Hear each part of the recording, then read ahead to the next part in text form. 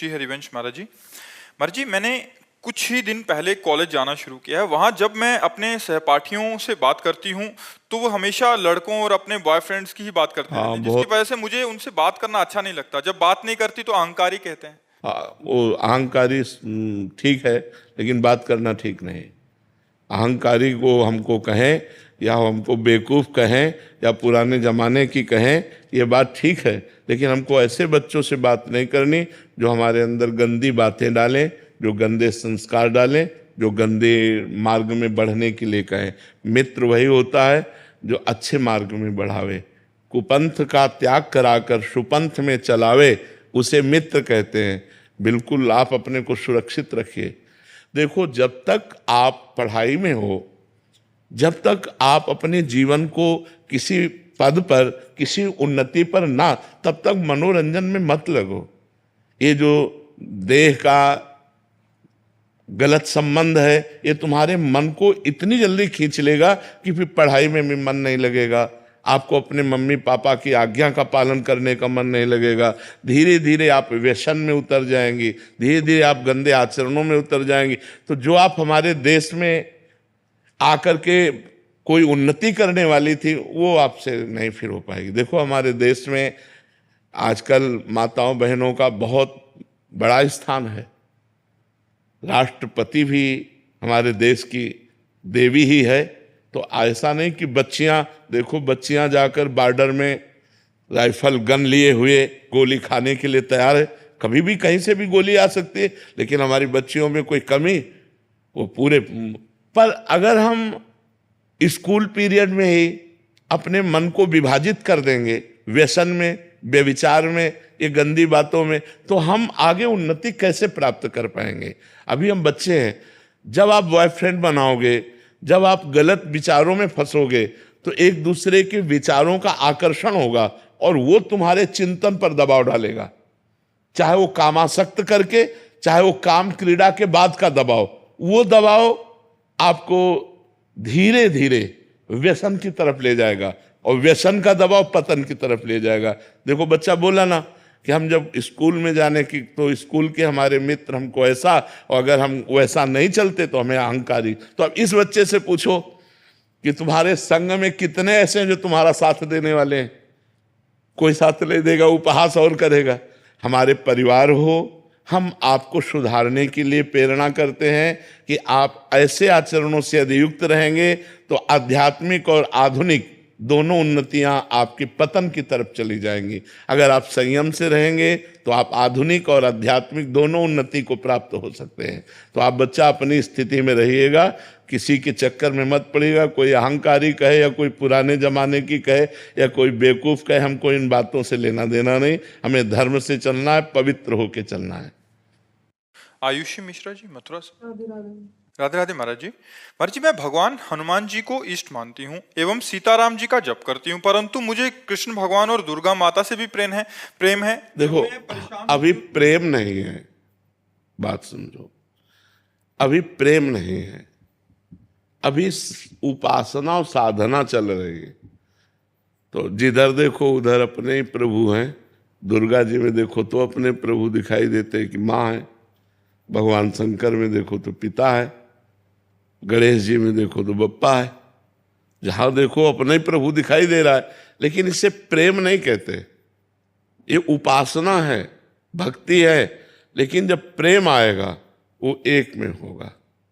प्रेम गलियति सांकरी तामे दोनों समाए, फिर एक में होगा।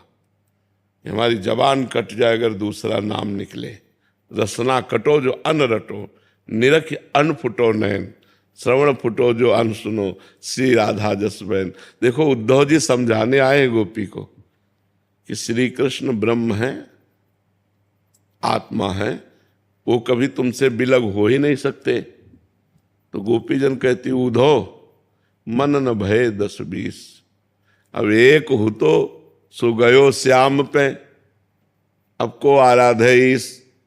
एक मन था, वो श्याम सुंदर ने चुरा लिया। अब तुम ये ब्रह्म ज्ञान कह रहे हो, कौन तुम्हारा ब्रह्म ज्ञान सुने? तुम किसी और को सुनाओ जाकर।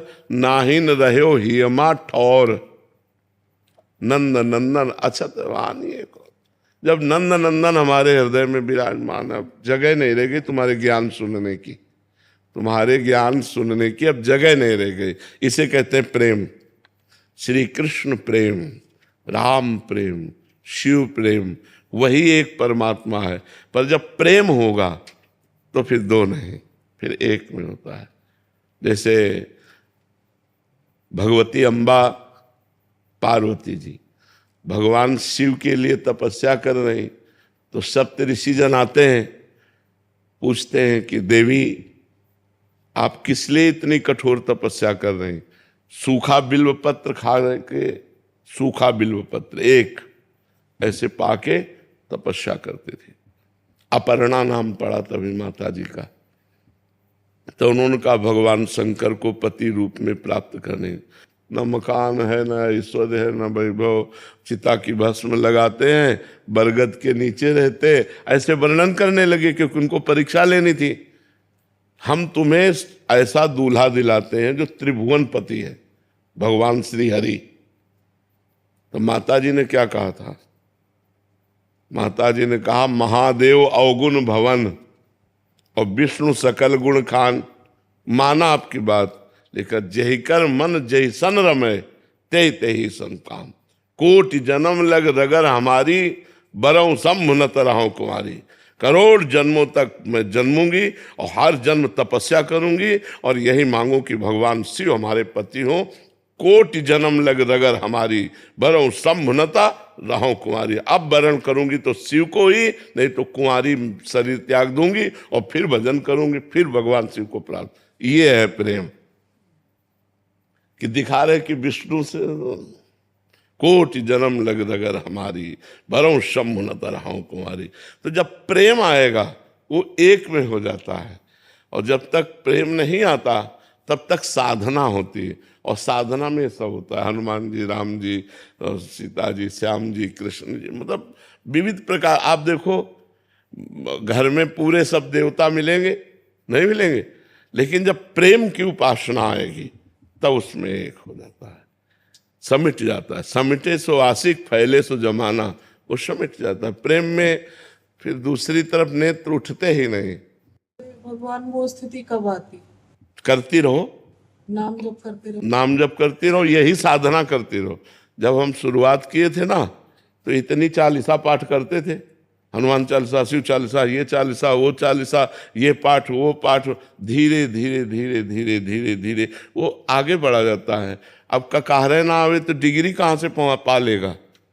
ककाहरा सही ढंग से आवे तो धीरे धीरे फिर वो डिग्री तक पहुंच जाएगा। तो हमें साधना यहाँ से शुरू करनी, आगे भगवान खुद रास्ता दे देंगे। सही चल रहे हो, कोई गलत नहीं है, पर धीरे धीरे प्रेम की जब बात आएगी तो प्रेम गलियति सांकरी तामे दो न समाए, उसमें एक ही निश्चय हो जाता है, शिव तो बस शिव शिव शिव। अब नरक मिले चाहे स्वर्ग, हम इसकी परवाह नहीं। अब मैं शिव को नहीं छोड़ सकता। राम तो राम राम राम, बने तो रघुवर ते बने, बिगड़े तो भरपूर, तुलसी और अंते बने, ताबन में पे धूर। ये मतलब ये प्रेम का विषय है।